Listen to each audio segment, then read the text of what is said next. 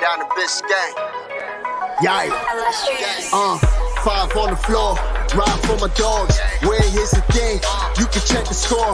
Hustle hard, couple scars. Wearing rubber frauds. Just like Butler said, you in trouble, y'all. Kept the floor playing. Got it all banned.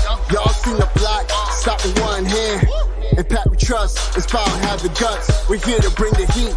Y'all can hang it up. Welcome to 5 on the Floor, a daily insider show on the Miami Heat and the NBA, featuring Ethan Skolnick, Greg Sylvander, and Alex Toledo, plus others from the 5 Reasons Sports Network. All right, welcome into 5 on the Floor live here on the 5 Reasons YouTube channel. I'm Ethan Skolnick. You can follow me at Ethan J. Skolnick and at 5 Reasons Sports. Today's floor plan, we've got Greg Sylvander, we've got Brian Fonseca, we've got Brady Hawk. We've got a Heat loss. We again are doing this on the YouTube channel that we'll post to the podcast feed afterwards, so you may be hearing it there. Also, make sure to check out 5reasonsports.com for all the latest written content. We do not have a paywall, and if you're on the YouTube channel, make sure you hit the like and subscribe buttons. The Miami Heat lose tonight 112-106 to the Toronto Raptors. We are sponsored, 112-104 to the Toronto Raptors. We are sponsored here, as always, by our friend Lynette over at A Aggressive Insurance. You can find her at insurancebylynette.com.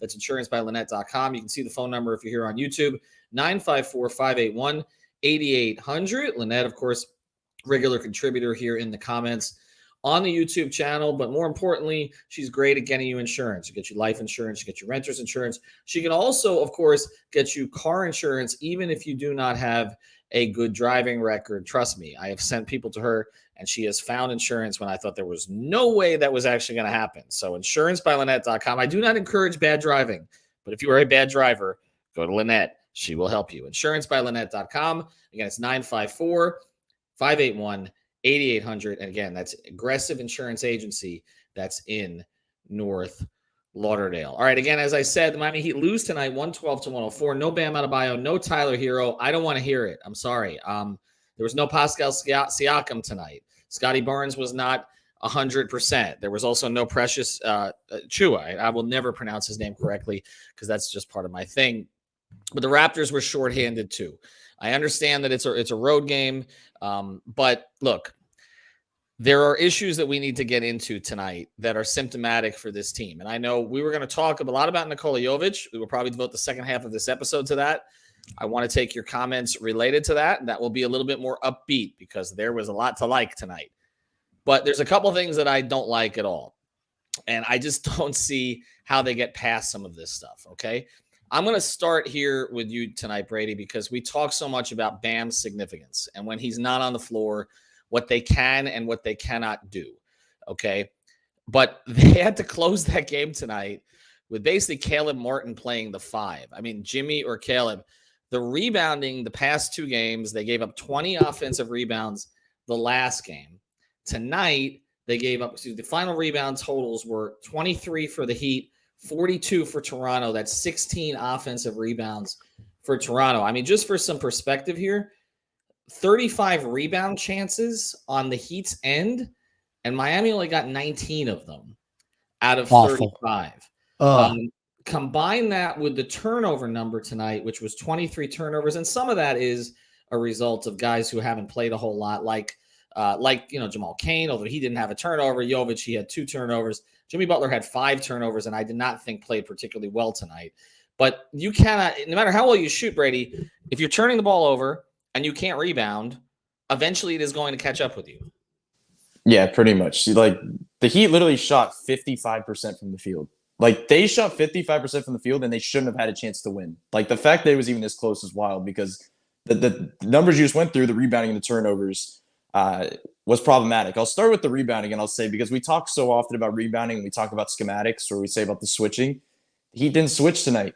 Like, they didn't have Bam, they did not switch, and they still had rebounding issues. It's just a size matter here. Like, we're not talking about other than anything else. Like, you hit on it. The fact that Jimmy Butler is your closing 5, which 100%, like, we cannot sit here and say that that was a Spo thing, because I think all 4 of us are closing with Jimmy at the 5 tonight. Like, I'm not putting Jovic on the floor closing this game. I'm not putting Dedmon on the floor closing this game at the 5. Like, I would do this exact same thing.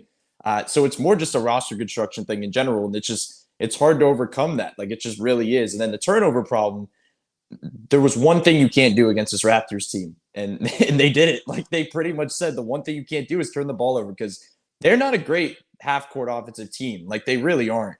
They're just going to get out in transition. They're going to kill you that way, and that's pretty much what we saw.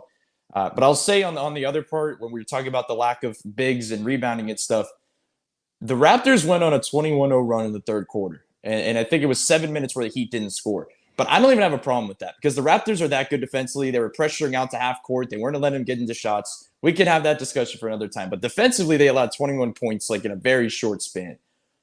Every one of those actions was going at Dwayne Dedmon. like there was, so Dedmon entered the game.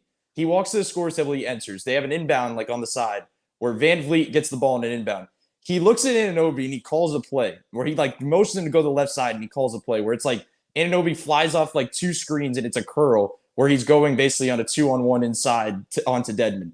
They basically did that same exact thing in different variations for the next like 6 minutes. And over and over with him, and then Van Vliet just normal pick and rolls. So like when you have that in this equation where you don't have another big besides Dedmon, and then the one big that you do have is giving you these type of problems, which he had some good buckets in this game. Like, I'm not sitting here and just totally just going to throw him under the bus, but it was pretty bad, to say the least, in general. Like, I tweeted something a couple of weeks ago where I said, like, if Jimmy goes out, they can throw somebody in there to kind of mirror it. Tyler goes out, they can kind of do that. Kyle goes out, they can kind of do that. If Bam goes out, I was like, they don't have an answer. And tonight I felt like even though Jovic played well, they didn't have an answer. Bam's the most important player on this team. I'm there. Okay. I'm there. We can talk about aggressiveness or whether he's irreplaceable for them. They replaced him, Greg, for some time last year. They had no choice. Other guys stepped up during that circumstance, but I'm at this point too. Okay. Dwayne Dedmon is unplayable. He's just unplayable. And it's the limitations are too noticeable. He is too much of a target. I mean, he was 4 of 5 tonight at one point without a rebound at one stage. I don't know if he finished with any, but he was 4 or 5 and he was still unplayable. It's just, and this is the thing where the Europe injury, which we haven't discussed much, but we don't know what he would have been. But I feel like they need a backup 5 more than they need a starting 4. And we'll talk about Jovic, but I don't know how you can continue with Dwayne Dedmon in the rotation when he is such a target on a nightly basis. And the screen setting, he's going to get called for 2 moving screens in every single game. And then it became like contagious in this game where everybody was getting called for moving screens. It's time to move on. And it's unfortunate that we have to say that, because I've liked what Dwayne Dedmon has brought to his time in Miami, and he still has his moments, right? Even tonight, he got some buckets and stuff like that. So he's not completely, like, it's not all negative, but to your point, he's basically unplayable. And like, particularly against good teams, if we were to talk about game planning in a series, I don't even want to think about what would happen to Dwayne Dedmon in a series where they were game planning for having him out on the court. So to that point, what do you do? Right now, you have to stem the tide with him, because what other options do you have? You don't have any other big man. This roster is built in a way where you have an empty spot. You have Udonis Haslem, who I guess they can start to play, but wasn't there tonight. Omer is now out. And so like, do you bring Orlando Robinson in and give him a shot? I think that you're in a really weird spot where you kind of have to go with Dwayne Dedmon because you need the size, because one of the biggest things that I think is plaguing this team is not, you're right, Ethan. It's not about a starting 4. Like, I see these trades, and we're not going to go off on this tangent, but like for Kyle Kuzma, this team is not missing a Kyle Kuzma. They're missing a guy who can like shore up the back line and play defense and guard up and do the things that like kind of PJ Tucker did, but obviously be maybe a little bit more dynamic offensively. And that's likely going to be a big man that adds size. So to your point, you're right. That's where they have to go shopping, and they just have to wait a while. That's the tough part, is that they can't necessarily go out and make a transaction tomorrow that would fix this, because they're going to probably have to use Dwayne Dedmon's salary to make something work. Right. And that salary can't be used until January, which is the other issue here. But what happens in a game like this is you have Van Vliet, who's struggling early, right? Has missed some time, was rusty, was 0 of 6. But then Dedmon's just dropping and dropping and dropping and dropping. And a guy like Van Vliet is going to work himself out of that. And then you also had somebody in Anunoby, who, by the way, if there were 10 players in the league that the Heat would target for the next 5 years, I think OG Anunoby would be on the list. Like, he is such a Heat player. I felt that way when he came out in the draft. Top of the list. He might be. He might be. But Brian, let's go to the next part of this, and because I don't want to expend too much energy on the Dedmon thing, but it mattered tonight. But what also mattered is you don't have Bam, you don't have Tyler, and Jimmy takes how many shots tonight? He took 8. I mean, he was at 4, like with halfway through the fourth. Right. So right. I have that written down. Yeah. 5 assists, 1 rebound, 5 turnovers, -4 on the game, 13 points, 38 minutes. It was kind of a no-show tonight. Yeah, and I was surprised that they were in the game for as long as they were, given that Bam and Tyler weren't there and that Jimmy Butler had the night that he had. Like, I literally wrote down 7 minutes left in the fourth quarter. Why does Jimmy have 4 shots and 5 turnovers and also just 1 rebound? Like, for me, that was the other thing. I felt like the team in general, we already touched on the rebounding issues in this game. There was a lack of boxing out, and a team that you don't want to miss your box outs against, like that would be the Toronto Raptors. This is the last team in the NBA practically that you want to get out hustled either. Like this, you can't afford those mistakes against this team in particular, regardless of whether or not Pascal Siakam's there or Scotty Barnes is 100%. It doesn't make a lot of sense. And I was surprised that they hung around for as long as they did, but Jimmy Butler was weird. I don't think it's indicative of like the entire season. Like he just had a great night and he's had great games so far in the regular season. I don't think this is going to be a trend. I don't know if he played injured. I don't know what it was, or it was just one of those 1 of 82 regular season no-shows that you just sort of chalk it up to. And it was against the Toronto Raptors, maybe not the best matchup for him, but I don't think there's any excuse for him to have just 4 shots into the fourth quarter. And then you finally saw a couple plays where he just rips the ball out of OG Anunoby's hands. And then there were a few plays. I don't know if we've mentioned this, but in the third quarter, there was a 21-0 run, and that really like killed them. There were a couple plays in that run in particular that really was indicative of like how much they struggled tonight. And OG Anunoby scoring was a big part of that. But also there was a sequence where like Jamal Cain gets to the rim and just misses a layup. It was like sort of one of these up and unders, and he was right at the rim, just missed it. And then on the other end, OG Anunoby had just scored. They're running a pin down to get him the ball because obviously they're going to get him the ball. He's hot and he's going to come around. The Heat have help over the top. They're not letting him get the ball. But then what happens is he just turns, he stops his cut, or he stops coming around the screen. He turns and he just goes back door and nobody's there. And nobody's there, and he has an alley-oop at the rim. And it was like those kind of plays all night long. It was, I don't know if it was a lack of focus or whatever, but I thought they played pretty well in the first half, all things considered. And to allow the 21-0 run, like they just dropped what I thought was a good opportunity to get above 500, especially on a 4-game road trip where these games are all going to be pretty tough. Well, I mean, Lynette mentions this, though. Like, there was a lot of overpassing tonight. I mean, Caleb had that one. I don't know what Caleb was doing there. I guess he switched pivot feet, but he ends up passing it out late in the shot clock. Here's what it looks like with this team to me, Brady. And again, the second half of this episode, we're going to talk about Jovic. We're going to take your comments. And then, of course, if you're on the YouTube channel, we will absolutely read your comments and questions if you use the super chat function. But it just feels like they're always scrambling on both ends as a result of the limitations of the personnel.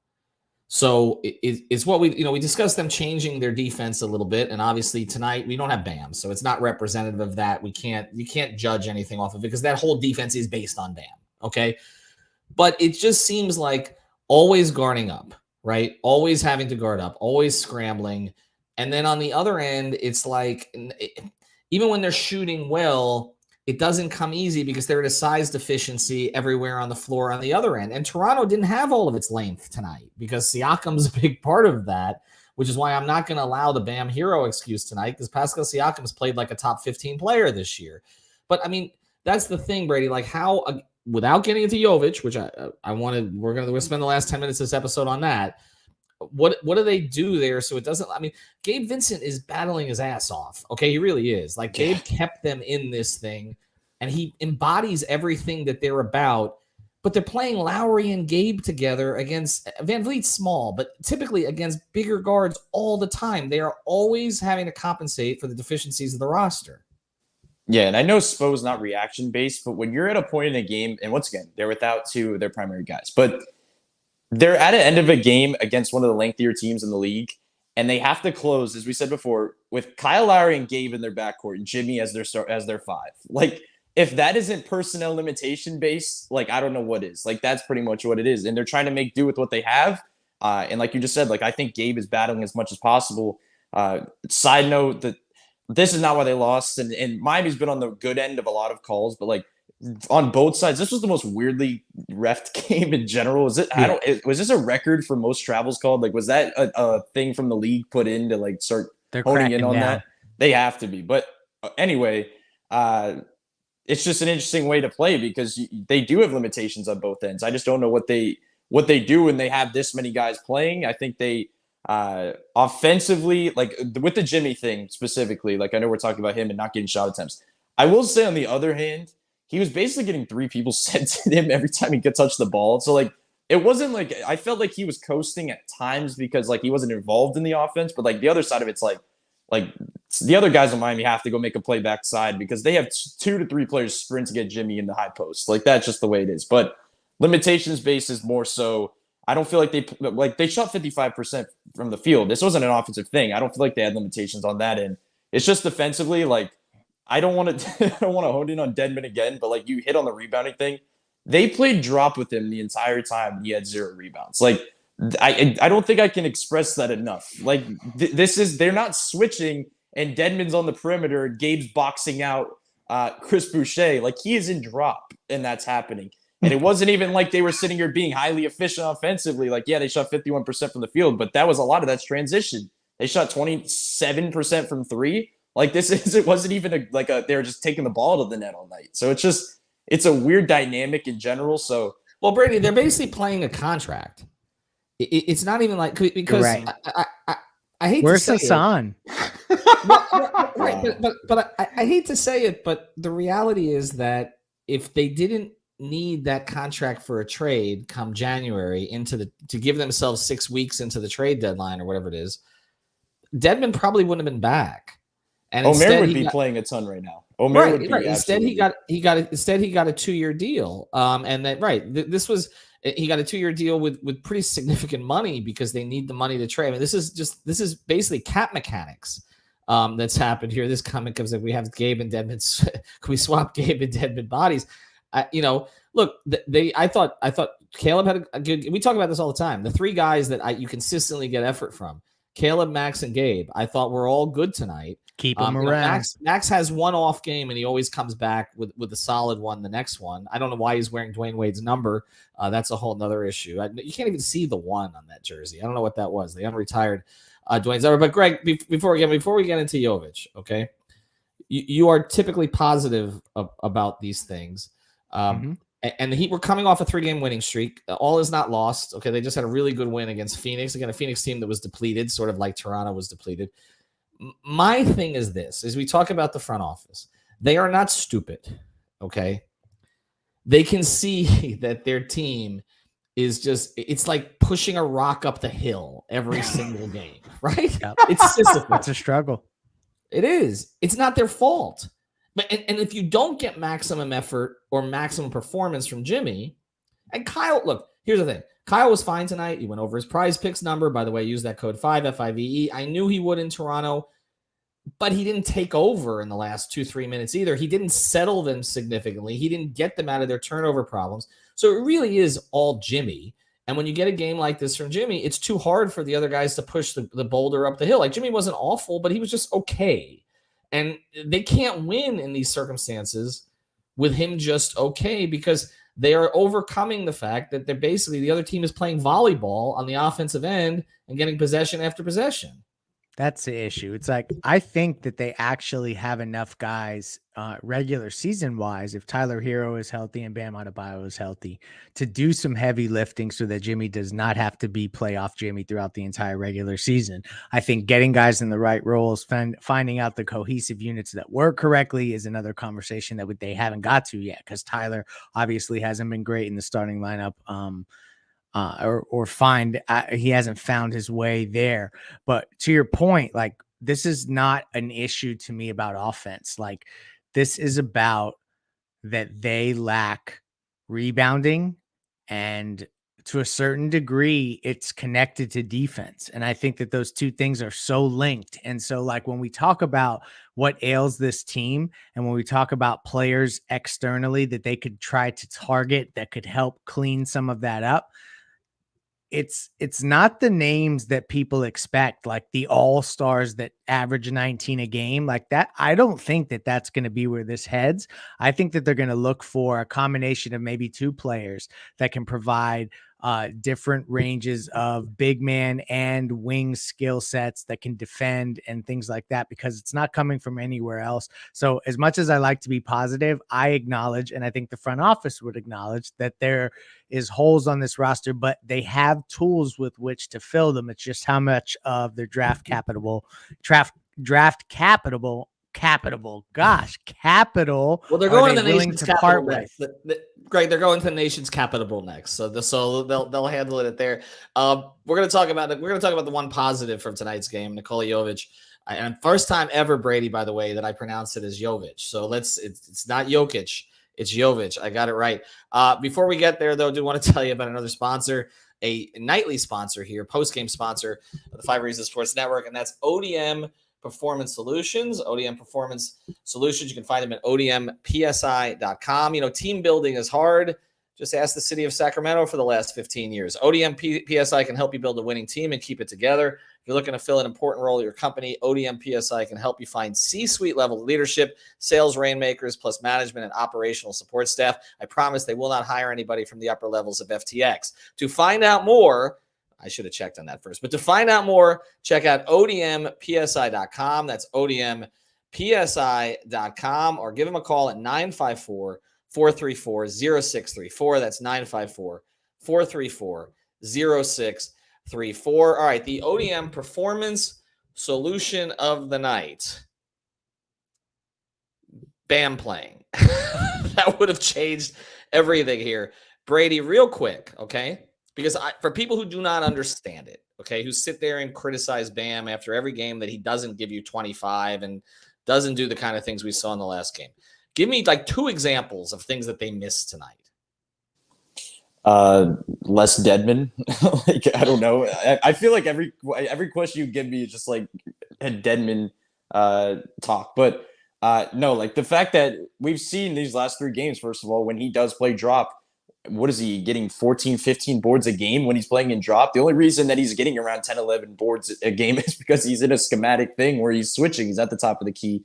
That's what everybody's always screaming about. Offensively, like I said before, I don't have many problems. I guess screening, like, as much as people hate the way, like, sometimes when Bam gets those moving screens, like, most of the time, you understand the amount of times he's setting a screen in a game. Like, if you ever watch him off the ball in the bottom box, like, how many pin downs he's setting. If Max is at the top of the key, that's because Bam just set a screen for him. So screening and just defense, man, like, it really is that simple. Like, for me to sit here and say, like, I'm surprised that they lost this game is like, yes, they could have won it, but like on the surface, I don't think they can win many games with Bam sitting. Like, I really don't. Like, I just look at this roster and I just don't know how they even get close. The only way is if they play a Toronto team and they just shoot poorly. Like, other than that, I don't know how they can just match buckets with a team when Bam's just not on the floor.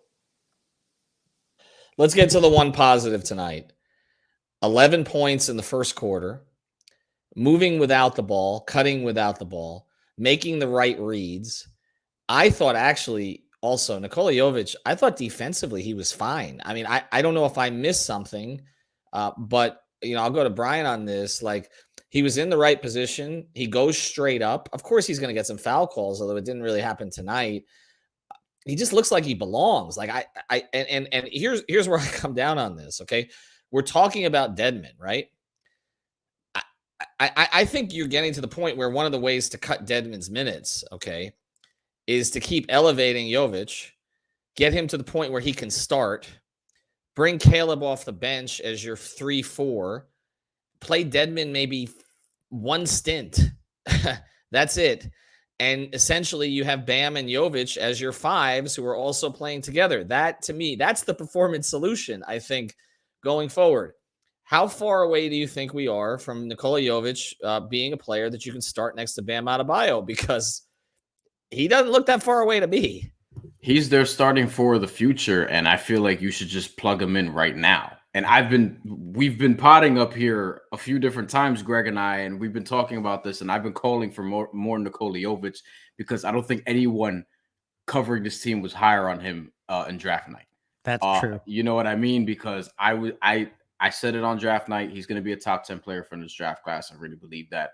Top prospect in the ABA league when he was playing overseas and got votes last year in the GM survey as one of the best players internationally that was not yet in the NBA. I will remind you that when that survey came out, Nikola Jovic was 18 years old. He is 19 years old now. He will be 22 going on 23 at the time he gets his second contract. And by then, Bam won't even be 30 yet. So I think, to me, if he can give you Kelly Olynyk-like production, right? To use a name that we're familiar with. If he can give you something similar to that, you'll take it. Eventually, I think he could be Hedo Turkoglu-ish, and people might sort of be like, oh, is that even a great was Hedo even that nice? Go back and look at some of the things Hedo was doing, particularly with the Orlando Magic during the Dwight Howard days. The PEDs helped, Brian, but yes. Yeah, he was very good. Yeah. But with Nikola Jovic, that was funny. But with Nikola Jovic, he can put the ball on the floor, he can stretch. He can he's a smart player for a 19-year-old kid. He also has playmaking ability, and I think that you can do a lot of interesting things with him and Bam on the floor together. You can run pick and roll and pick and pop with them two together. Now try to guard that, right? Two guys who are 6'10", 6'11", and being able to do a lot of these different things offensively and what could come out of that, surrounding them with shooters like Max Strus coming off the screens or whatever the case may be. You could do a lot of different things with just those two on the floor that you cannot do with the Dwayne Dedmon with anybody, no offense. And Omer Yurtseven, we don't know if we're going to see him this year. So I think Nikola Jovic right now on the roster, in terms of improving your roster right now, that's probably the best you can do, is just plug him in at the 4 and give him serious minutes until you can sort of fortify that front line in January. Greg, here's the thing about this. So Caleb hasn't done anything to deserve losing his starting spot. Okay. No. And Caleb's going to get minutes regardless. But this team, to me, the way they are built, the rotation they're playing, has a ceiling. I know we don't like to talk about ceilings, but it just looks like they're going to keep bumping up against their ceiling. Jimmy Butler also has a window, right? And so we've always characterized the Jimmy Butler window in a way where we've said you can't play a 19-year-old kid with him right now because you need to win. Yeah. But their ceiling is higher with Jovic than it is without Jovic. Because he offers an entire dimension here that they don't have. I mean, it's just watching someone of his height be able to read the floor, okay, whether it's from the perimeter or from the post or from the mid post, and be able to make the right pass, make the right play. He made a great touch pass today, quick hitting pass. I think it was to Caleb, which was a veteran play, eyes behind his head. He is. You talk about Hedo Turkoglu, and I think that's actually an interesting name, Brian. He's taller than Hedo, although obviously Hedo played with Richard and with Dwight Howard. In fact, Hedo was Stan popularized the stretch 4 thing in Orlando. Doesn't get a whole lot of credit for it, but it was with that group. But I actually think that there's even more skilled bigs that Jovic is going to be compared to. I think the kid's a future star. I do. I everything I've seen from him in preseason, the way his teammates talk about him, it's almost like Spo has wanted to make him earn it, but can't. You know what I mean? So I just think you play him. I just think you play him and you see where it goes, because otherwise this team is going to keep bumping up against their ceiling anyway. Play him? Absolutely. And they will. I think that you're going to see more of him now. because it's not sustainable to play 8. And obviously there's been guys that we've thought are going to come back, and then Tyler's not traveling, which was weird. So to your point, you're going to see more of them. Start him? I don't think so. I honestly, I don't know if this will be a hot take or not.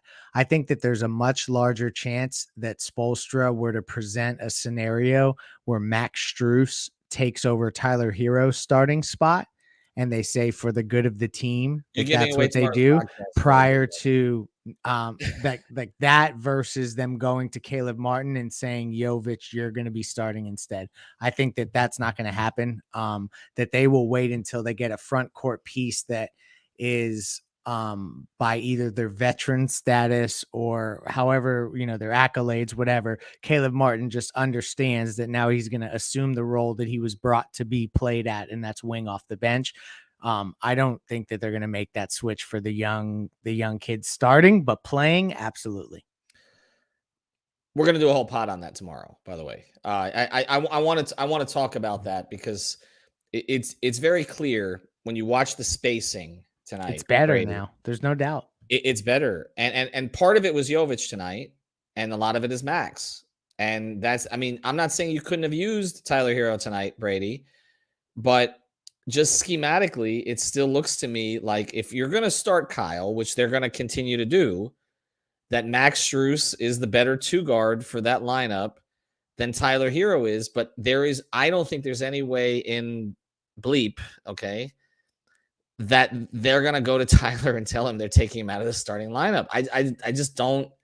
I don't see it happening. I mean, Greg, I'll go back to Brady in a second. Greg, you think they would actually do that as an organization? So you already got paid, so now we're putting you on the bench. Tyler's made it clear he's not down with that. This is what it boils down to. If they struggle and lose games when they start him, but then when they don't start him, they win games, the winning is going to win out, and feelings will come later. And I don't know what that'll happen to relationships, but I just can't see a scenario where a Jimmy Butler led team and Eric Spoelstra coach team is winning games, doing something, and they go away from it for the sake of somebody's feelings. That would be counterintuitive. But they just did this 2 seasons ago. So I don't know that they can. I mean, they did it after 10 games 2 seasons ago. So now to do it after 20 games this season, I don't see it. I understand what you're saying about, and I want to save a lot of this for tomorrow, but I understand what you're saying about the idea of pulling Caleb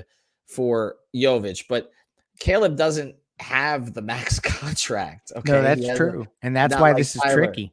He's undrafted. This is a great comment. We're going to get to and Brady, we'll get to you in a second. We're going to give the comments. We're going to throw these around. So one for Brady, one for Brian, and one for Greg. Again, thanks to our sponsors. Prize Picks is another. Use that code 5 FIVE. Get your initial deposit matched up to $100. You would have gone under on Jimmy tonight, over on Kyle. I think under on Caleb also. But go to Prize Picks, play the NFL, play the NBA. Brian there does all the fight stuff. So the boxing, check that out as well. The boxing, the MMA. Over at Prize Picks. Use the code 5. You get your initial deposit matched up to $100. You can download it from the Google Play Store, the Apple App Store, or go to prizepicks.com. There it is. Thanks to our producer, Manny Chang. I've seen some comments I like here, Manny, so let's try to pull one of them up. I saw one from Randy. It was Randy Chambers over here.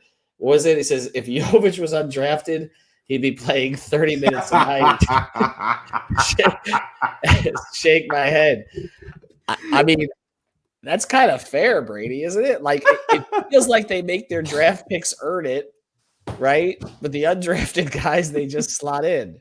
If Jovic was on a 2-way contract, he'd be the starting 4 right now. The fact that he's actually on the roster with a contract means that that's not the case. But it is wild, though. It really is, because they seem to, when they have a type of guy, in the draft, they like to just take him more long-term.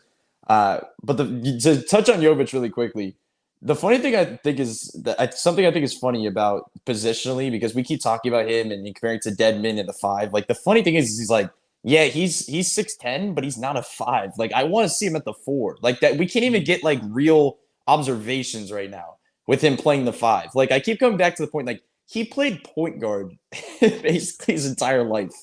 He was not screening on pick and rolls and rolling to the basket. He was running pick and rolls. He was the one that was kicking out and spraying and getting paint touches and scoring and doing all that type of stuff. He's all of a sudden just on the fly had to just figure this stuff out. And the fact that I think we've seen his passing still shine, his popping ability and his quick trigger. Like, I think he's a natural shooter. Like, he really is. Like, the fact he has a quick trigger, could shoot over the top of people.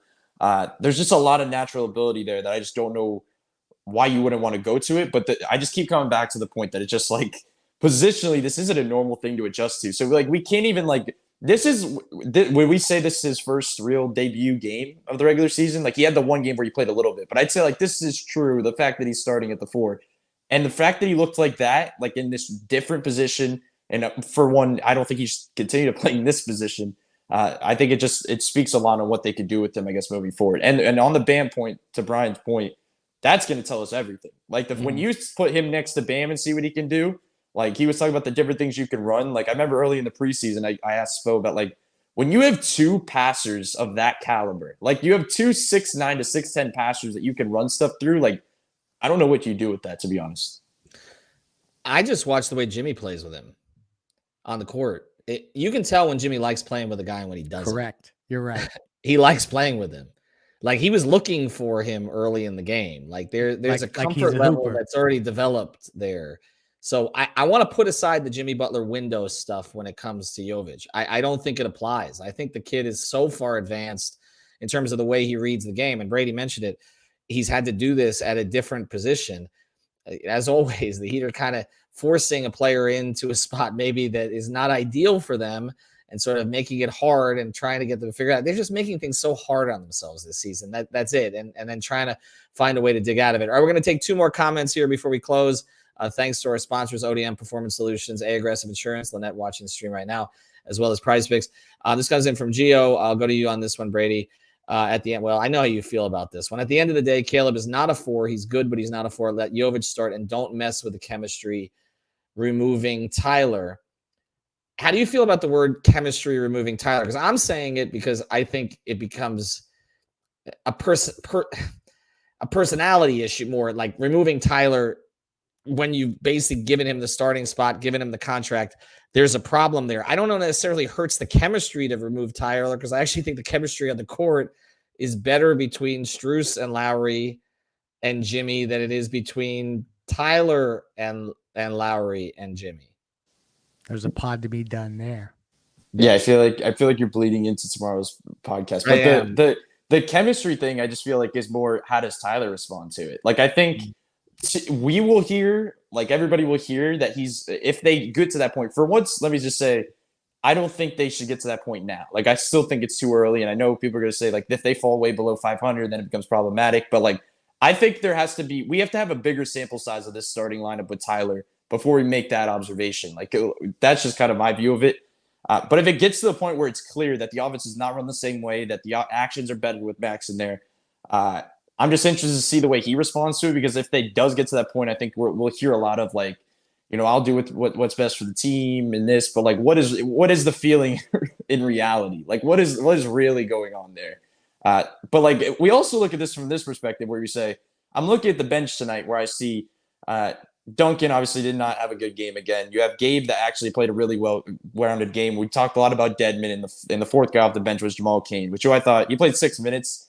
I thought he didn't look like he knew where to be honest. Like at a lot of points, like he looked like he needed a lot of time, I guess, to figure out this offense in general. But I look at this bench and I say, like, they could use a shot creator. Like they really could. And I think in theory, this team thought they were going to have Victor Oladipo in that spot right now, where they said we would have a certain level of shot creation. But right now it's like, if Gabe Vincent wasn't doing what Gabe Vincent is doing, where are they getting scoring from? Because I look around and I don't know where they'd get it from.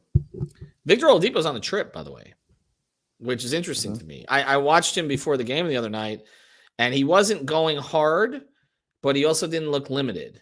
Okay, so I don't know that he's that far away. Remember, I said 2 weeks ago that I was told weeks, not months. So I still think we could see him early December. I think that's a possibility. The fact that he's on the trip, that was an indication last year that he was closer to coming back. All right, Manny, let's throw out one more comment here before we close. I'll let Brian and Greg fight over this one. What do we got? There we go. This comes in from Andrew Lewis. The problem with starting Jovic is who guards the dynamic guards to start the game or the third. That is a good point, because Caleb Martin has been doing that this year because they really don't trust Kyle Lowry to do it. Right, Brian? Well, Kyle Lowry is another topic for another day. Although I gave him credit last episode because he had been playing better lately. But that's another story for another day. Yeah, I think that you still have a high enough ceiling with Jovic to start. But to Greg's point, really, I don't think they're gonna go that route right now anyway. But I do think he should see some serious minutes. And we've said this a time or two or three or four or five that Caleb is kind of playing out of position anyway, but he is going to be needed there to guard, especially if you have Kyle there. And if you're going to roll with Tyler or Max, like Caleb is probably your best bet at defending those other spots.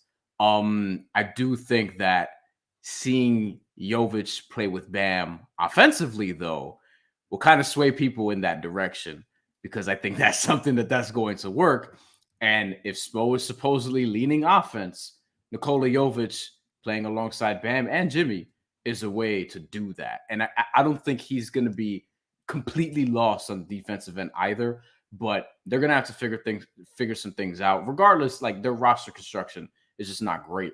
And honestly, like we thought that Victor Oladipo was going to play. He was going to help solve some of these defensive issues, and him not being there, I think, is sort of an underrated part of the season that has been lingering, and it has really hurt them in these first 15 games. I mean, it's too bad, Greg, that that Jovic can't put Sioux Falls on his passport so that he gets in the starting lineup immediately, because I do think this is so true, though. We have hit on this tonight. If we've solved anything tonight, our performance solution is if you want to play consistent minutes for the Miami Heat, go undrafted.